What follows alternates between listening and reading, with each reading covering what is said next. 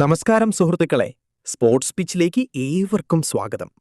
Indian ക്രിക്കറ്റിൽ ഇപ്പോൾ ഒരു വൻ ഭൂകമ്പം സംഭവിച്ചിരിക്കുകയാണ്.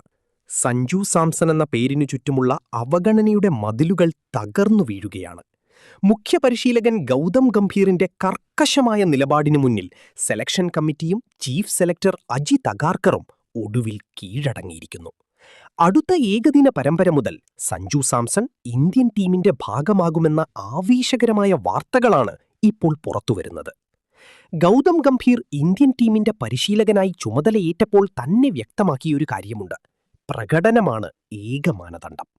സഞ്ജു സാംസൺ എന്ന താരത്തിന്റെ പ്രതിഭയെയും അദ്ദേഹത്തിന്റെ ഇമ്പാക്റ്റിനെയും കുറിച്ച് ഗംഭീറിന് കൃത്യമായ ബോധ്യമുണ്ട്.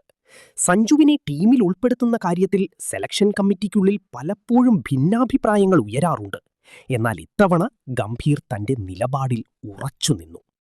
പ്രതിഭയുള്ളവർക്ക് അവസരം നൽകാതെ അവരെ തഴയുന്നത് ടീമിന് ഗുണകരമല്ല എന്ന ഗംഭീറിന്റെ കർക്കശമായ നിലപാടാണ് സെലക്ടർമാരെ മാറ്റി ചിന്തിപ്പിച്ചത്. ഋഷഭ് പന്തിന്റെ ഫോമില്ലായ്മയും ഏകദിനത്തിൽ സഞ്ജുവിനുള്ള മികച്ച റെക്കോർഡും ഗംഭീർ ചൂണ്ടിക്കാട്ടി.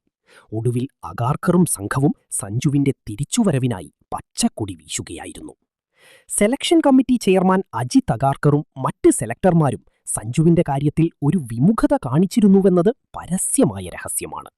എന്നാൽ ഗംഭീറിന്റെ ഇടപെടൽ കാര്യങ്ങളെ മാറ്റിമറിച്ചു. സഞ്ജുവിന്റെ ഏകദിനത്തിലെ 50-ന് മുകളിലുള്ള ബാറ്റിംഗ് ശരാശരി അവഗണിക്കാൻ കഴിയില്ലെന്ന് സെലക്ടർമാർക്ക് ബോധ്യപ്പെട്ടു.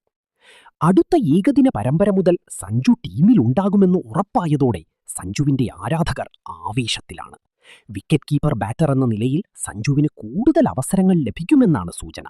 ഇത് വെറുമൊരു തിരഞ്ഞെടുപ്പല്ല, മറിച്ച് അർഹതയ്ക്കുള്ള അംഗീകാരമാണ്.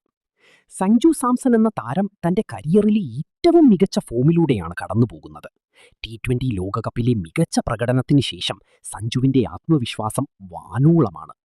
ഏകദിന ഫോർമാറ്റിൽ സഞ്ജുവിന് ലഭിക്കുന്ന ഈ അവസരം വളരെ നിർണായകമാണ്.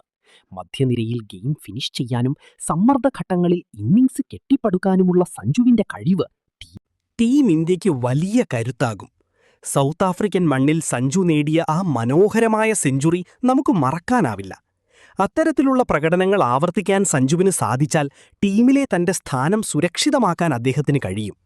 സഞ്ജു ടീമിലെത്തുമ്പോൾ അത് ഋഷഭ് പന്ത്, KL രാഹുൽ തുടങ്ങിയ താരങ്ങൾക്ക് മേലുള്ള സമ്മർദ്ദം വർദ്ധിപ്പിക്കുമെന്ന കാര്യത്തിലും തർക്കമില്ല.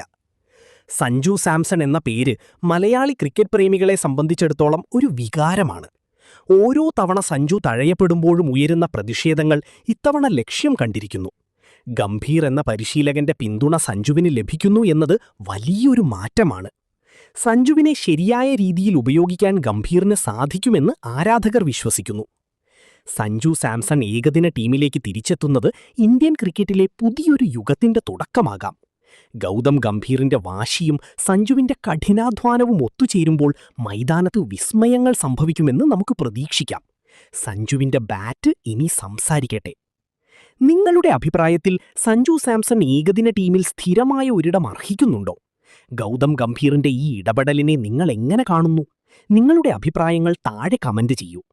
കൂടുതൽ ക്രിക്കറ്റ് വാർത്തകൾക്കും വിശകലനങ്ങൾക്കുമായി സ്പോർട്സ് പിച്ച് സബ്സ്ക്രൈബ് ചെയ്യാൻ മറക്കരുത്. പ്രിയപ്പെട്ടവരെ, നിങ്ങൾക്ക് ഈ വീഡിയോ ഇഷ്ടമായെങ്കിൽ ദയവായി ലൈക്ക് ചെയ്യുക, കൂടുതൽ ആളുകളിലേക്ക് ഷെയർ ചെയ്യുക. പിന്നെ ഇതുപോലുള്ള വളരെ മൂല്യമുള്ള അർത്ഥവത്തായ കഥകൾക്കും വീഡിയോകൾക്കും വേണ്ടി ഞങ്ങളുടെ ഈ ചാനൽ സബ്സ്ക്രൈബും ചെയ്യുക.